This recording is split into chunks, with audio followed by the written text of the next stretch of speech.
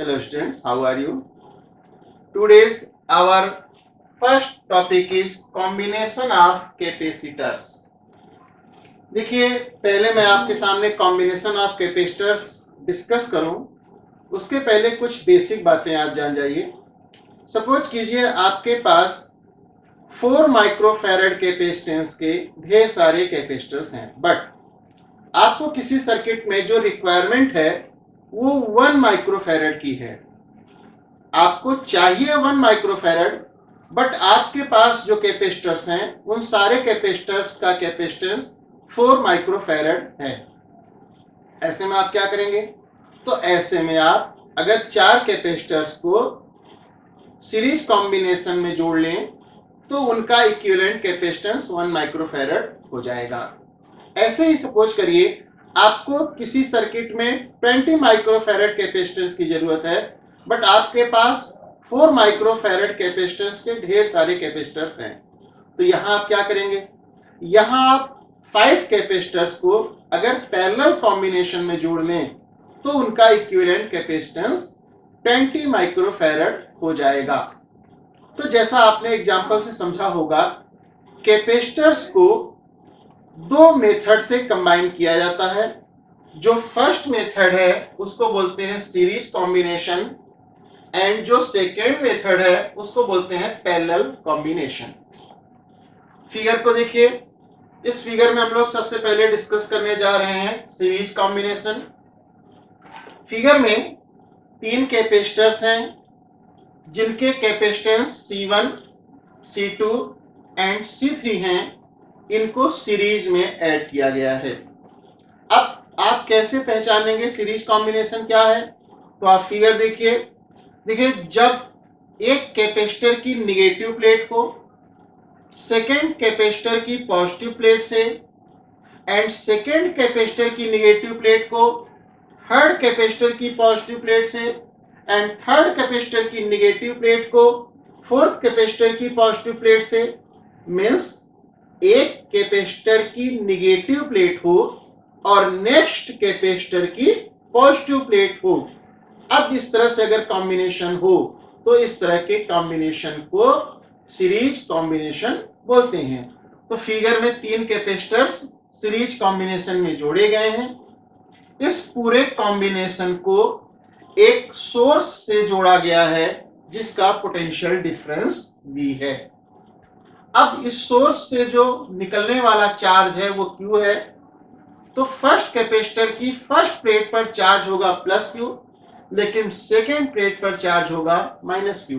Again second capacitor की first plate पर charge होगा +Q, लेकिन सेकेंड प्लेट पर चार्ज होगा -Q।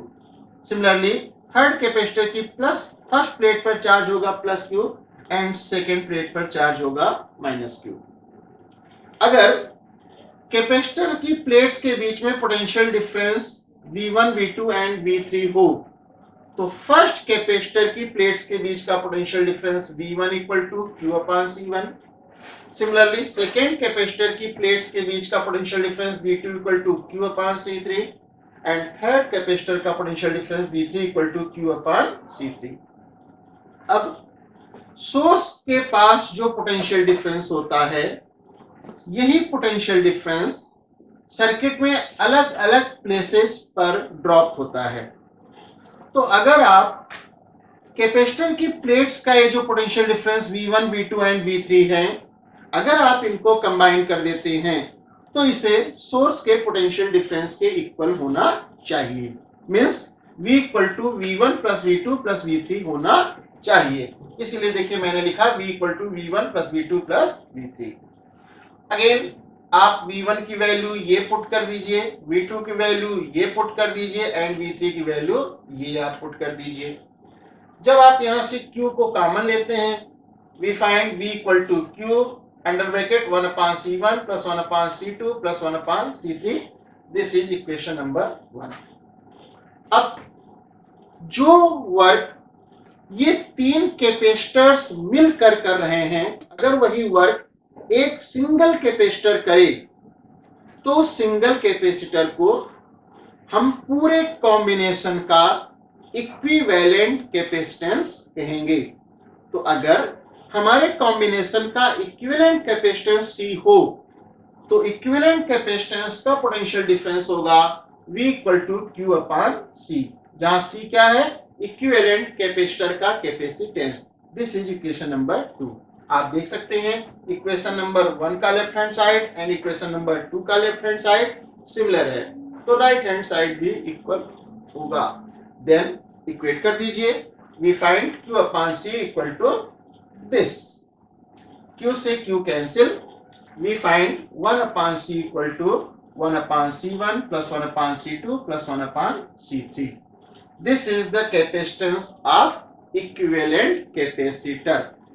अब सीरीज कॉम्बिनेशन में जितने भी कैपेसिटर्स लगे होते हैं उन सब की प्लेट पर चार्ज का मैग्नीट्यूड सेम होता है, और आप सीरीज कॉम्बिनेशन में कैपेसिटर्स को तब कंबाइन करेंगे जब आपको इक्विवेलेंट कैपेसिटेंस इंडिविजुअल कैपेसिटर्स की कैपेसिटेंस से कम चाहिए हो।